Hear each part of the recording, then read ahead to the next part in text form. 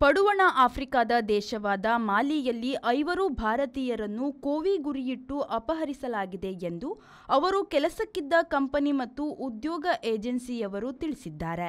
ಮಾಲಿಯ ಪಶ್ಚಿಮ ಭಾಗವಾದ ಕೋಬ್ರಿಯಲ್ಲಿ ಭಾರತೀಯ 5 ಅಪಹರಣವಾಗಿದೆ. ಎಲೆಕ್ಟ್ರಿಫಿಕೇಷನ್ ಪ್ರಾಜೆಕ್ಟ್ಗಳಲ್ಲಿ ಕೆಲಸ ಮಾಡುತ್ತಿದ್ದ ಅವರನ್ನು ಎಎಫ್ಬಿ ಎಂಬ ಉದ್ಯೋಗ ಸಂಸ್ಥೆಯು ಕೆಲಸಕ್ಕೆ ನೇಮಿಸಿ ಕಳುಹಿಸಿತ್ತು. ಮಾಲಿಯ ರಾಜಧಾನಿ ಬಮಕೋಗೆ ಕಂಪನಿಯನ್ನು ಸ್ಥಳಾಂತರಿಸಲಾಗಿದೆ ಎಂದು ಎಎಫ್ಬಿ ಕಂಪನಿ ಪರವಾಗಿ ಅಧಿಕಾರಿಯೊಬ್ಬರು ತಿಳಿಸಿದ್ದಾರೆ. ಮಾಲಿಯಲ್ಲಿ ಹಿಡಿತಕ್ಕಾಗಿ ಹಲವು ಸಶಸ್ತ್ರ ಗುಂಪುಗಳು ಕಾದಾಡುವುದು ಮಾಮೂಲು.